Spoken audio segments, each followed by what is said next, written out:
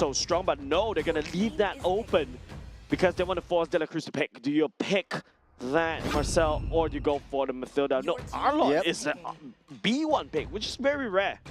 Well, Vanuya is really comfortable with that. Sanford, this is his signature hero. He's comfortable with it. You just give him what he wants. Try to empower Nepomuceno on whatever he wants to pick up next. We've seen the Kais being contested. We've seen the Claudes being the winner of games. Hopefully, Indonesia susses that out, takes that out of their hands. And right now, with the Arlott pick, it kind of seems like a little bit of a threat if Indonesia wants to pick up a Gort for themselves for the mid lane. Yeah, and now I'm okay. This is where it gets really iffy right now. If for the side of Team Indonesia, unfortunately, you really have to take that Piquito ban away. The next best thing in the EXP lane, I would say, it's gonna be a Lapu Lapu per se, but Claude in the hands of Dingarai was really working well. Of course, I forgot about the Sora. Sora, going to level 4 should have enough damage to deal with this Arlott, but I'm personally leaning over to the side of this Arlott, especially you could just dash to zone away to dodge against the damage coming off with Sora's ultimate, especially when you go into your max stack as well. Pretty much a natural predator to the Arlott as well. At least once you hit that level 4 power spike, you get the Cloud Surge, you get the Lightning Surge, you have the adaptability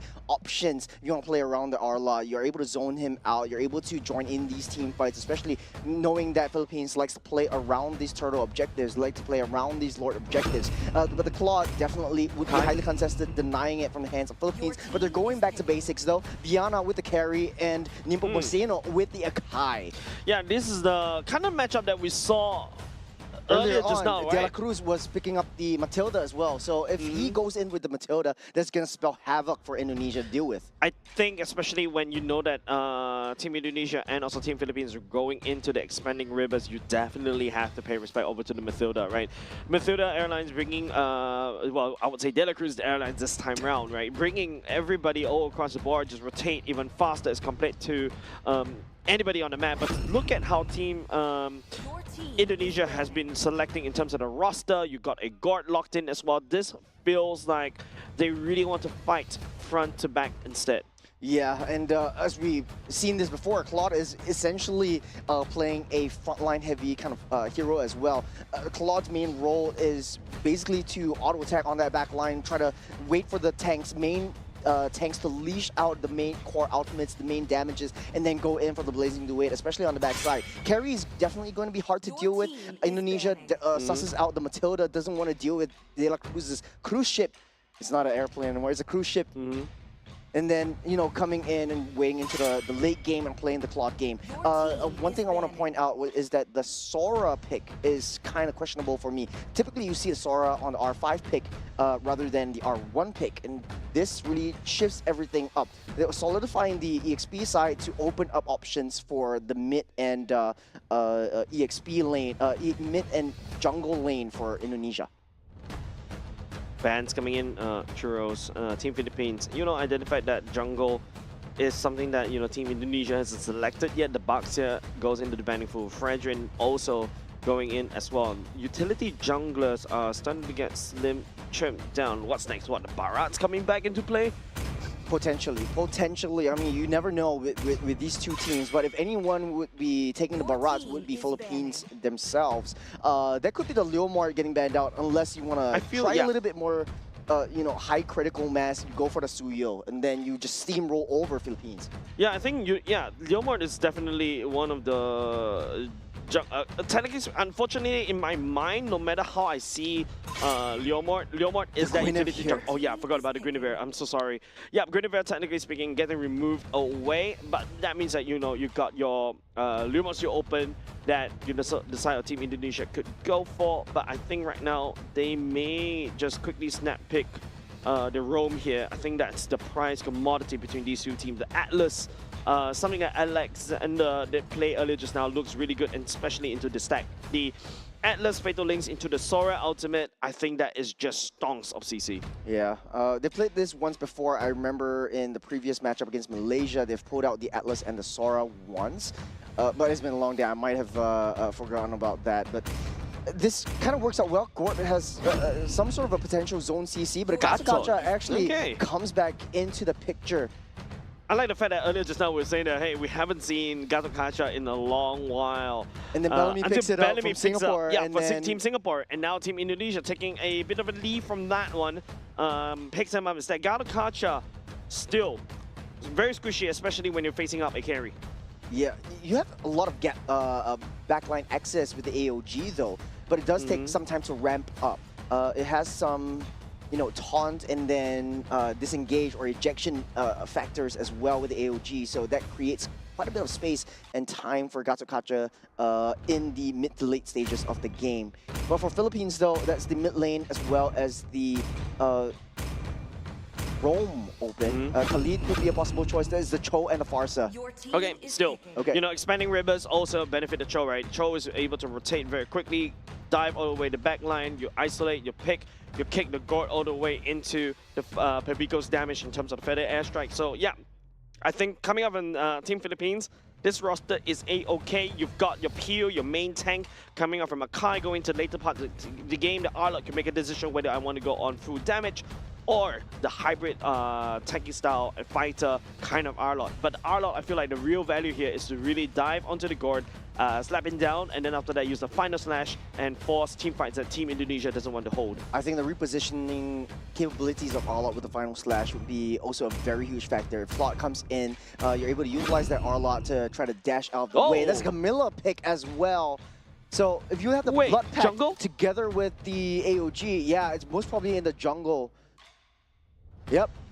Carmilla jungle. Afan, yep, it's going to be in the jungle, and then Alexander is going to be gunning the Gatot Kaca in the Rome. So they're pulling out something from their own hometown flavors. And we spoke about hometown flavors right from the start of this stream. And right now they're showing us what's what. I don't remember seeing a Carmilla jungle as a hometown flavor for MPO in Indonesia, right? But I can see why it's really getting scary, right? You use a Carmilla, the ultimate, just to basically dish out the damage and cut everybody, especially when, you know, you're going up against Team Philippines. You know they're going to climb up together. You know they're going to play the Ube. Yep.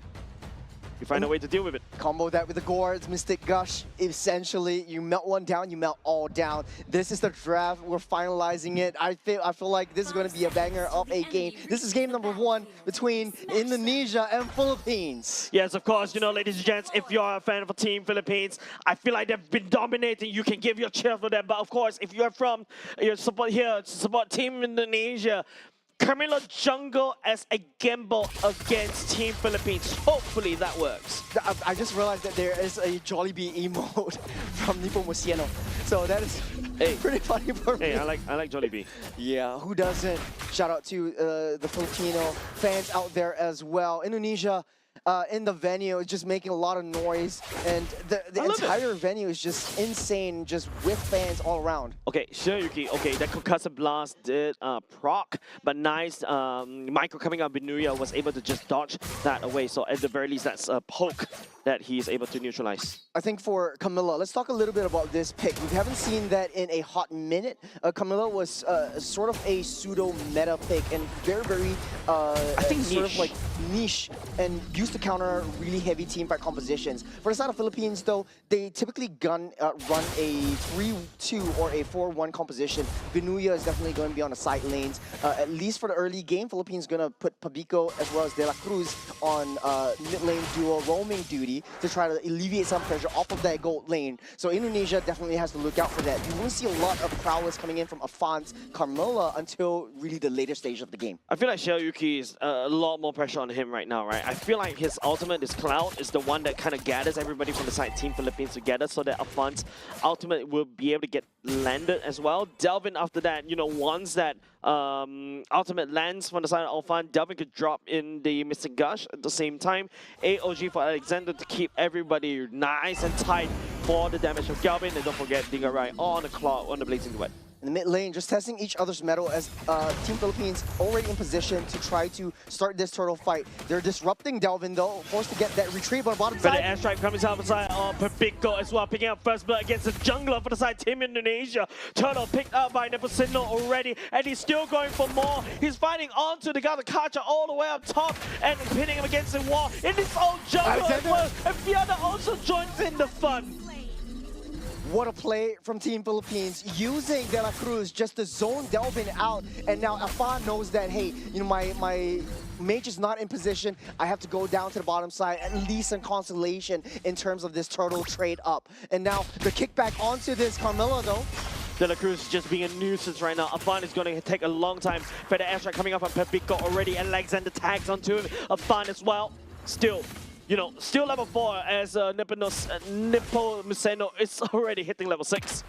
Well, it's definitely much slower in the jungle compared to the rest of the tested and proven meta junglers out there in the tank position. For Philippines, they understand, like, hey, you know, he wants to play around that team fight. He's going to utilize the ultimate. When we stick and clump together as 5, let's try to spread out a little bit more. Let's try to utilize De La Cruz in the early game to try to disrupt that farm, and he's doing it pretty well. Nepomuceno just having a free reign over all of his jungle camps, getting that level 7, 2 levels ahead of Afan right from the 3-minute mark. Yeah, the clear from this Camilla is taking super slow, but I think it's all about the utility. That's going to be a stun coming up from Alexander, busting the Pabiko where he stands. Yeah, Delvin also used the flicker to try to secure that kill over Pabiko. It's not going to be too much of an issue, at least for the early stage of the game, but when it comes to the mid side, the Predator Airstrike is going to start to hurt, and you want to take care of that right before it actually happens.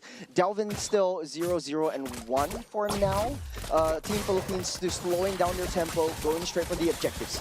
Yep, Nepomuceno is like, what, 2 levels ahead of Afan. This means that, you know, you got more damage in the Turtle Retribution, so yeah, like Afan right now, do you really try to contest this Lord from Nepomuceno? I think you have to give it up, unless you want to try put on a blood pack, but De La Cruz is not going to let that happen. Alexander targeting on the Pabiko as well, and now leave his own team high and dry right here. Oh, here comes the ultimate coming out from the side of Afan as well. Better airstrike coming in from the side. Pabiko is also Alexander tagging onto the taunt coming out of Pabiko. Viana joining in the kill onto it. Nepomuceno down Alexander and Delvin and Sioki as well. Vinuya is just wrecking havoc. So is Viana as well. 3 members down, but De La Cruz just keeping Afan busy. Everything started with Nepomuceno just taking down that turtle and setting his sights onto the bottom side. Xiaoki was in the position. Afan was laying down that blood pack to try to stop that approach, but in the midst there's a game, 5-minute mark, taking out the T1 that opens up so much for Philippines. Churros, there was an idea right there coming up from Afan. It kind of worked. Until it doesn't. Just the damage wasn't enough. Delvin was being kept busy by De La Cruz. Yeah. So how do you deal with the gourd? So let's take a little replay to see what really went down. De La Cruz was already together with Vinuya. He's getting trapped up, but even though they tried to escape, Xiaoki was right there and then trying to push Vinuya away. So Vinuya has 2 jobs: try to disengage, try to reposition the rest of Indonesia, but also to try to disrupt that backline EXP so that Pabiko and Viana, if they come in for those team fights, this pesky team fights, they won't get annoyed. But if you can notice, right, Dingarai is also doing a lot of damage on the Blazing Duet early on, but Viana picking up 2 kills earlier definitely means that, you know, Viana is a more stable position to start to snowball out of control. De La Cruz, wow, he's an agent in the dark against Team Indonesia right now. Immediately, Dingarai sees it, backs off. This is a great choice That's player that we're watching farming right time now. denied. Yeah, even for Dingarai, he set his sights now. He's transitioning the win condition to away from Afan. Now Afan is being controlled to infinity and beyond. Let's take control of Dingarai right now. He doesn't have that free reign. Afan will be able to catch onto Nepomuceno right there. Alexander charges up his taunt, will not be able to find anything as well. Vinuya just tempting, just dancing around with the vengeance. Looking at Team Indonesia for now. Afan tagging onto Vinuya. There's also going to be the Mystic Gush coming in for the side De La Cruz. Right there, denying for the side Del Kelvin. And now Delvin is going to get kicked. Afan will be able to find onto the damage with Vinuya as well. Those blood pack is starting to hurt. Great blood pack, great counter engage, but Indonesia, it's not over yet. The damage coming up from Pabiko there. Not only just that, De La Cruz and then Nepomuceno peeled for Pabiko. Delvin couldn't even play the game at all. Indonesia wants to play passive, but in Philippines it's not. They're going on the offensive. Oh man, the blood pack is not even up. The idea was there for the side of this Camilla jungle, but it's not working, Churros. No time to breathe for Indonesia. What just happened there was Vinuya just drawing all the ultimates onto himself, giving Nepomuceno time to take down that turtle and then joining the team fights. Afan holding onto the black pack for a little bit too long, but once he found that, he's got 3 men all stunned up. That was perfect, but not enough damage actually coming through because every single one of the resources already utilized onto Vinuya.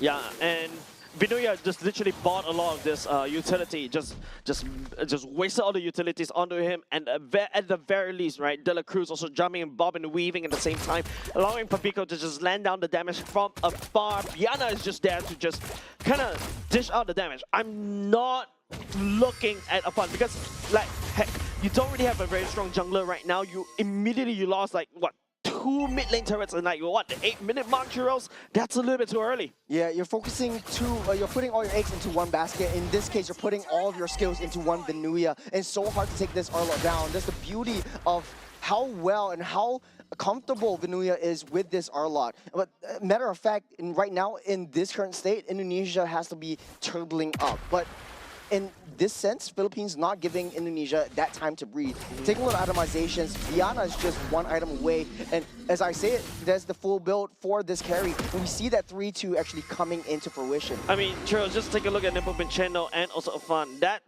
1 item diff, I would say 1.5 item diff is just so ahead. Like, look, that's like what? How many levels ahead already? And De La Cruz fighting on the Fun right here would not be able to do anything because the Heaven's Make pins locks him down, delving the Mystic Gush just hits air.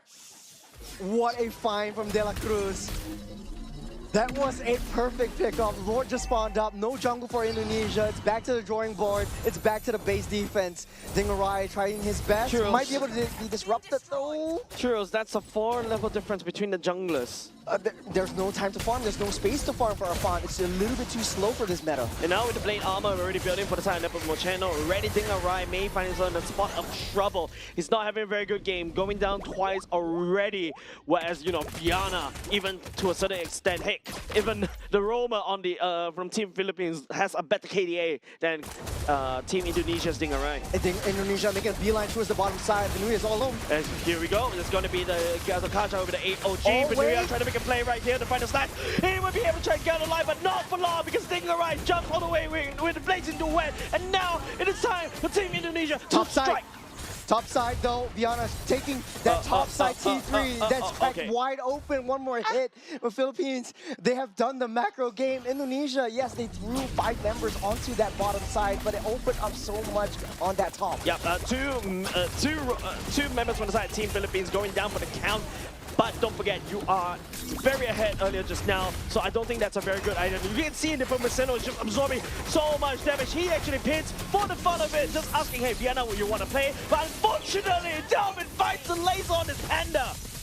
What a find. Nepomuceno was all alone up there. He was taking 5 members damage all to himself. Viana just holding on. He doesn't want to show himself. If he did, Indonesia would be able to capitalize and take that carry out. Knowing that De La Cruz wasn't around the vicinity, Philippines cannot afford to play that offensive. Up from a 9K gold lead from start down to 6K, Indonesia is crawling their way back. Don't forget, 5-level difference between the junglers. Man, that retry button definitely looked really juicy for the side of Nepomuceno as we go back into this instant replay. Vinuya is just mechanical prowess, and Papico came in the nick of time, but the BMI was able to bring him out. That was just 5 members, but utilizing every single one of their resources, every single one of the ultimates, just to get 2 kills off the board. That's how desperate Indonesia is to stay afloat. But maybe that 2 kills is kind of worth it, right? Especially when there was almost like a 9K gold lead in the favor of Team Philippines earlier just now. Team Indonesia, I think, like, why bother keeping your ultimates? Just pour it onto one person. At the very least, hopefully, you know, you get that springboard to make sure Dingarai gets the necessary items. Delvin also starts to do a lot of damage in terms of the Mystic Gush as well. That's the beauty of Philippines. They've seen that Indonesia is ramping up on that tempo. They're trying to slow things down, and they're doing it very, very actively in this front. Waiting on that 30 seconds for the next Lord to come up. Indonesia getting drawn out into the jungles, which is where Philippines really likes to play this. In any case, it's still a 4-1 composition, but Indonesia doesn't know where Nepomuceno is. Yep. it's not only just the fact that they don't know where Nepomuceno is also De La Cruz, right? Like the fact that he's providing so much vision over to the side of Team Philippines.